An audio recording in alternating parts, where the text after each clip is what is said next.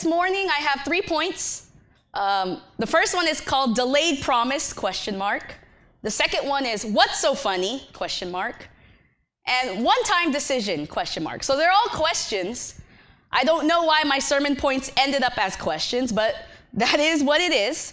So if you can turn to your neighbor and say, delayed promise, as a question. That's my first point. Now, to fully understand God's promise to Sarah, we actually have to go back to the book of Genesis and learn some context of her story. So please bear with me. It will be a lot of verses. We'll start off in Genesis chapter 11, verse 30. The NLT version simply says, but Sarah was unable to become pregnant, and she had no children. So that's her story. Sarah has been barren her entire life. In the earlier chapters, we're not going to look, but I'll tell you, it will say that Sarah was very beautiful, and she was actually known for her beauty. But as years passed and Sarah was unable to become pregnant, it became her barrenness that she was known for. That's how people knew her. Oh, Sarah? Yeah, she can't get pregnant. Isn't that kind of sad? You know, in current times, struggling with infertility or getting pregnant is something that still happens to women today. It could be very sad. It could be very disheartening. It could be embarrassing. But back in Sarah's day, it was all of that and then some. It was seen as a disgrace, a lack of favor. Some even thought that barren women were cursed. And there was a negative social and religious stigma that followed these women being barren.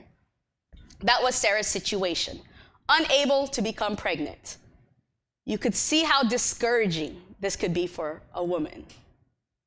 Next, God spoke to Sarah's husband, Abram, alone. So just Abram. In Genesis chapter 15, 2-6, NLT version, it says, but Abram replied, so that's his original name, O sovereign Lord, what good are all of your blessings when I don't even have a son? Since you've given me no children, Eleazar of Damascus, a servant in my household, will inherit all of my wealth. Verse 3, you have given me no descendants of my own, so one of my servants will be my heir. This is what the Lord says. Then the Lord said to him, no, your servant will not be your heir, for you, Abraham, will have a son of your own who will be your heir. Have a son of your own.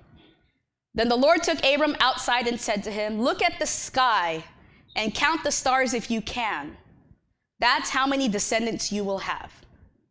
But Abram believed the Lord, and the Lord counted him as righteous because of his faith. So you see here, Abram, Sarah's husband at the time, had no son, no heir to all the blessings. He only had servants at this time. But the Lord told Abram, he promised him, you will have a son of your own who will be your heir, and you will have many descendants.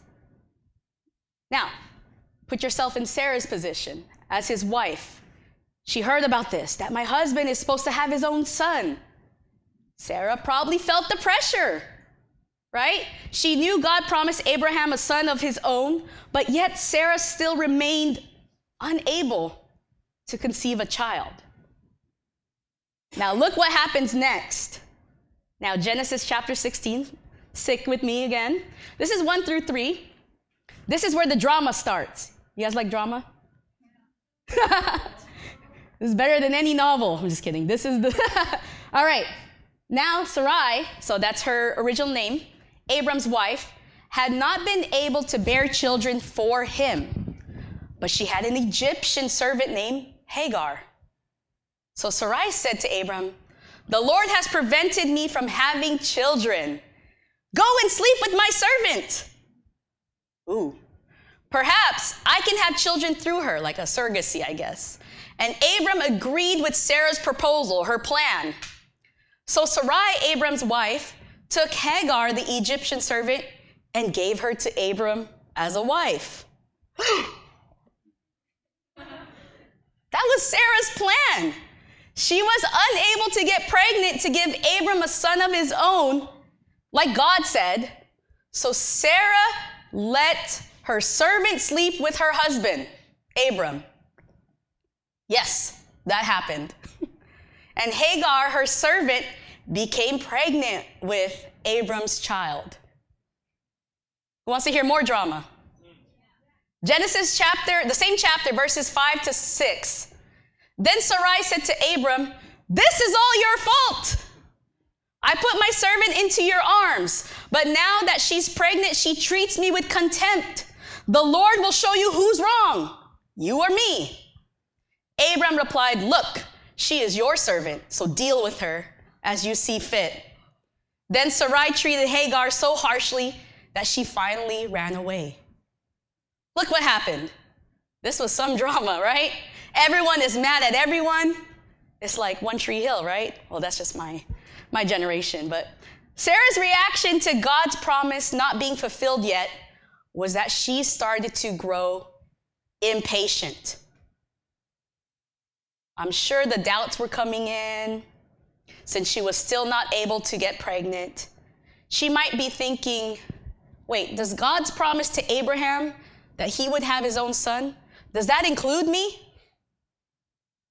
Frustrated by what she saw as a delay in God's promise, Sarah suggests that Abram have a child with her servant Hagar. And just FYI information, Ishmael is born as a result of this. So Ishmael is Hagar and Abraham's son, but this led to family complications, family drama. There's immediate disharmony and conflict among everyone. And the descendants of Sarah's son and Hagar's son are still in conflict. Hagar, Sarah's maidservant, started to, we'll just say, flaunt her belly and belittle Sarah because she can get pregnant and Sarah can't. Remember, during this time, barren women were looked down on. They were made fun of. And Sarah, filled with jealousy and rage, threw Hagar out of the family tent. Again, this is probably more drama than the shows you watch on TV. But all of this was a result of Sarah trying to take God's promise into her own hands, trying to dictate how God's promise would go, and do the things that Sarah felt fit, run with her own plans. Do you guys see what I'm saying? When we are waiting and waiting and waiting, it's easy to perceive this as a delayed promise from God. And this moment or this perception of delayed promise motivated Sarah to do what we all do so often: take matters into our own hands. In the story, Sarah did not consult with God, but forged ahead with her own plan. And we do the same. I could see Sarah trying to problem solve. That's something that I try to do, right? Try to problem solve and think. And maybe she thought, maybe God will bless Abram's descendants through this child coming from Hagar. That was Sarah's thinking. That was Sarah's plan. But that's not who God intended to fulfill his promise through. God's promise that Abram would have a son of his own would come through Sarah. Does God know more than we do? Yeah. God knows more than we do. So we shouldn't take matters into our own hands. Faith is believing that God will do things in his perfect timing. I'm going to say that again. Faith is believing that God will do things in his perfect timing. His timing and knowledge are perfect. So it's not really a delayed response like we see it. God often makes us wait longer than we want. Not to be mean to you, but to strengthen your faith. Strengthen our faith in his perfect timing.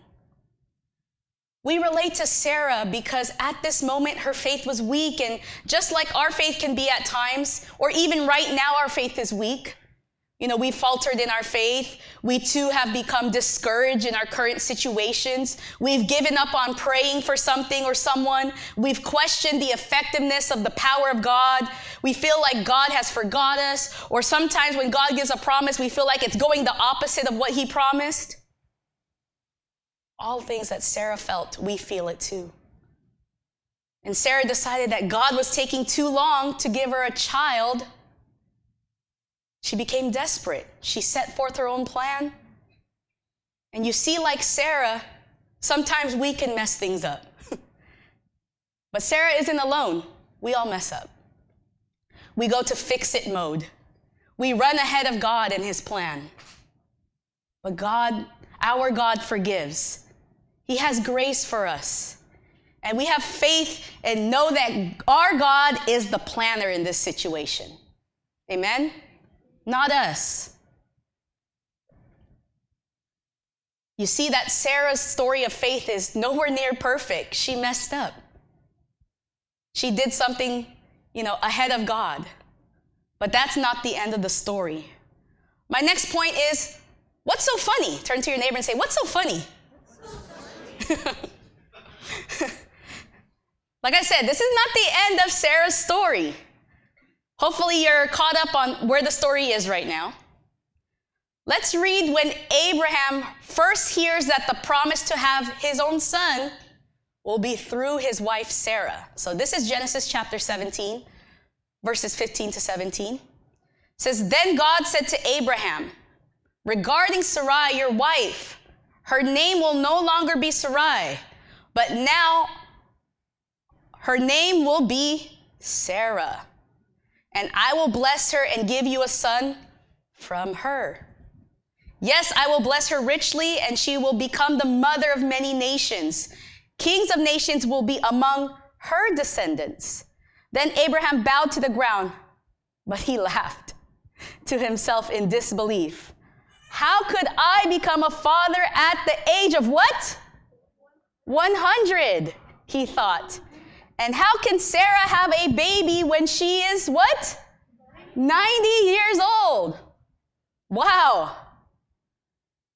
One of the things I want to point out, God changes her name from Sarai to Sarah. So Sarai means my princess. That's beautiful, right? Sarah means princess of the multitude. God was doing something, right? He was showing us something. Now let's read when Sarah, because that was to Abraham, let's read when Sarah learns she will have a son. This is Genesis chapter 18, verses 9 to 15. "Where is Sarah, your wife?" the visitors asked. So they're talking to Abraham, these visitors. "She's inside the tent," Abraham replied. Then one of them said, "I will return to you about this time next year, and your wife, Sarah, will have a son." Sarah was listening, so she's kind of eavesdropping, to this conversation from the tent.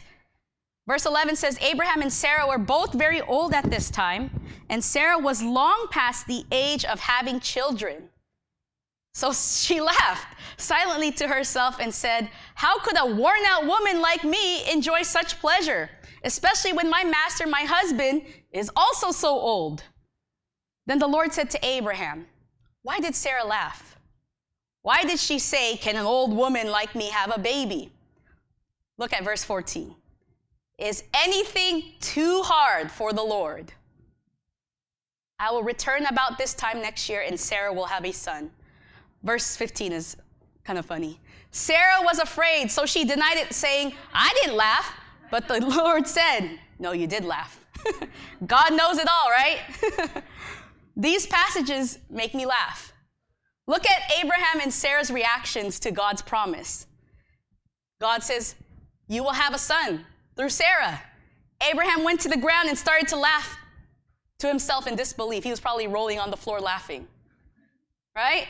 And Sarah too, she was laughing silently like a, right? Sarah was so shocked to overhear this, and she probably thought, there's no chance, there's no way this could happen. Sarah could not comprehend how someone so old at 90 years old could possibly have a child at that age, way past the childbearing age. She was probably saying something like, "God, you're so funny." Knee slapper, right? You know, interesting enough, even in her prime age, Sarah did not have the ability to become pregnant. It failed. But by the time God promised came to her, Sarah was already 90. She was old. And the verses like have a funny way of saying old, like old as dead and old as dust, to make a point that they were both old. Abraham was around 100, Sarah was around 90. This is way past the Medicare age. These are the ages that people are usually grandparents or great-grandparents or great-great-grandparents, right? That's why Sarah was laughing. I could imagine God thinking to Sarah, "What's so funny, Sarah? Why did you laugh? Why aren't you taking my promise to you seriously?" Then God gives Sarah's laugh the perfect response. He says, let's show verse 14 again. Is anything too hard for the Lord? Is anything too hard for the Lord? Now, just like Sarah, do we experience some situations that look so impossible that we just laugh? Right? When God told me, "Tiffany, you're going to be a nurse," I laughed. My parents know this. I would faint at the sight of blood. It's like, God, really? You want me to be a nurse? Or when God called me to be a worship leader, I was like, no, God, like I'm cool there. Or called me to be a pastor, or maybe Pastor John Mark can relate to this, Pastor Phil. When God revealed that we would be a pastor, it was probably funny. Like, God, that's funny. Right? Or if God called you to move to a different city. Adults, when God said, "This will be your wife, this will be your husband," did you laugh? Just kidding. Hopefully not. Sometimes people surprise us, right? How often do we brush off God's voice because he's saying something that doesn't make sense or seem rational? Think of the situations in your life or what you're going through right now. Again, is anything too hard for the Lord? God can do exceedingly and abundantly more than we can ask or think. So whatever you think God can do, he can do greater than that. Whatever is the best, most greatest thing you've witnessed God do, he can still do above that. Did you catch that God repeated the promise to Sarah? He said it twice. He repeated it, right? He said it twice. Sarah, in a year, you would have a son. It's like when your parent has to tell you something twice, right? When God repeats something to you, you should listen. It's no accident. You should listen. Open your ears, open your heart. God is telling you something. I'm sure Sarah still had her doubts at this time, but this time she believed in God. Her faith grew, knowing what God can do. I'm sure her faith was tested every single day, but this time she did not waver. Even though it seemed so long and so impossible that after 90 years of life, God would finally bless her with the son, Sarah knew that God keeps his promises. And this time she surrendered her way of doing things and let God work the way he wanted to. On to my last point. Turn to your neighbor and say, "One-time decision?" That's where the story ends. Sarah stopped trying to enforce her own plan, her own way of doing things. She let go and let God. Let's see how it ends. Genesis chapter 21, verses 1 through 7. The Lord kept his word and did for Sarah exactly what he had promised. She became pregnant, and she gave birth to a son for Abraham in his old age. This happened at just the time God had said it would. Remember, he's the planner. And Abraham named their son Isaac. 8 days after Isaac was born, Abraham circumcised him as God had commanded. Abraham was 100 years old when Isaac was born, and Sarah declared, "God has brought me laughter." She's still laughing. All who hear about this will laugh with me. Who would have said to Abraham that Sarah would nurse a baby? Yet I have given Abraham a son in his old age. There's that laughing again. But it's a different kind of laugh now. Sarah's laughter of doubt turned into laughter of amazement at what God did. A joyful laughter. She said, God brought me laughter. So much that she named her son Isaac, meaning he laughs. So if you know an Isaac, you can just laugh at them. I'm just kidding. It means he laughs. God really does have a sense of humor, and I shared this with the youth outside. God surprises us, but he's never surprised, right? Because this is his plan. Back to my point, one-time decision. Is faith a one-time decision? No. Faith is a daily choice. Sarah's story was a story of developing faith. Wasn't the perfect story. She made mistakes. And at the beginning, when she first learned, Sarah had like zero faith. She laughed. But she learned to have faith. And just like Sarah, we must persevere and trust God through the entire process, every day. Faith keeps you going when you want to give up in a certain situation. It was actually 25 years since God first promised descendants to Abraham that Sarah actually gave birth to Isaac. Sarah waited patiently for 25 years. And sometimes we have to wait for what seems like a long time until God fulfills a promise.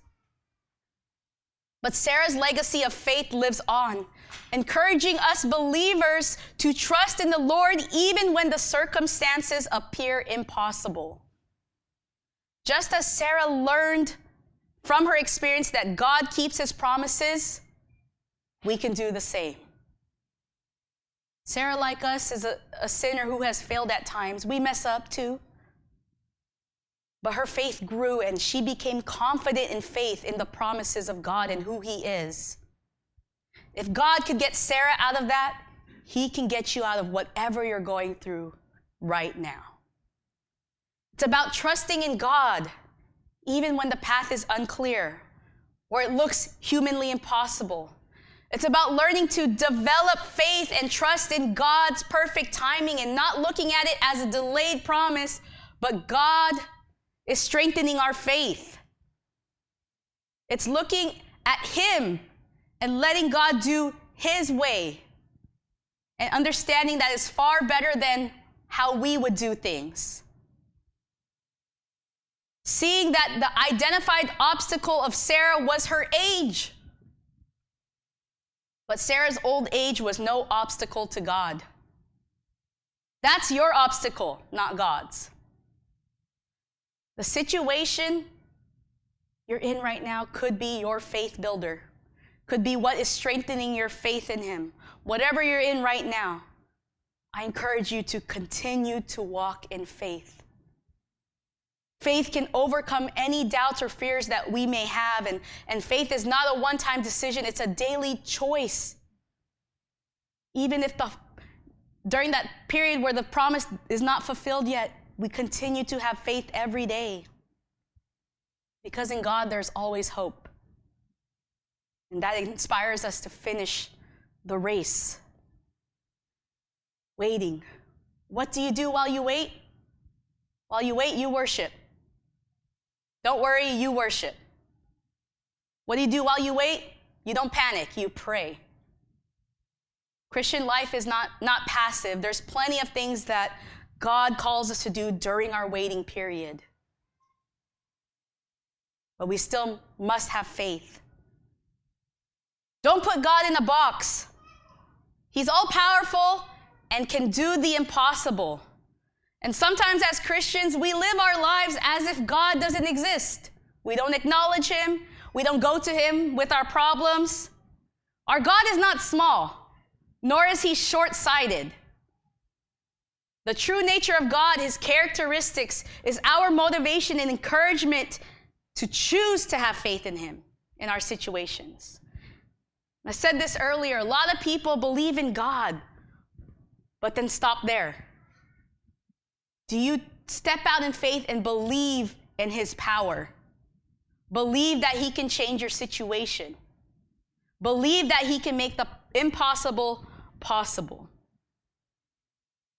Sometimes it's just easier for us to resort to excuses of why things don't happen, like it's medically impossible or it's not reasonable, I don't have the resources, they'll never forgive me.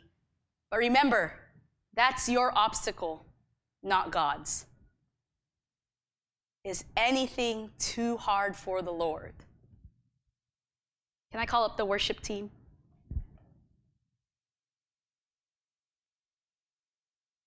I invite everyone to stand before we go into our worship this morning.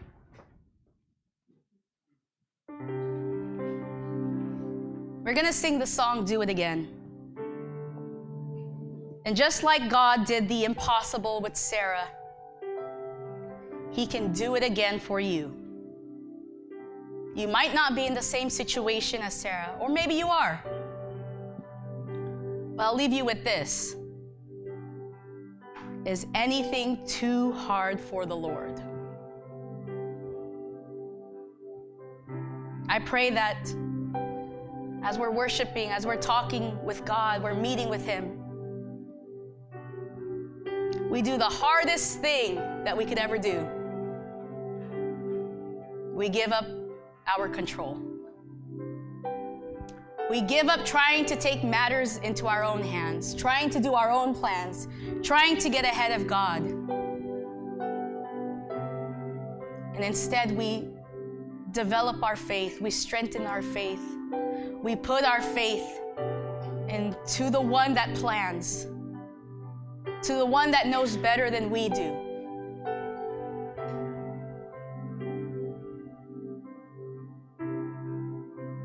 Is anything too hard for the Lord?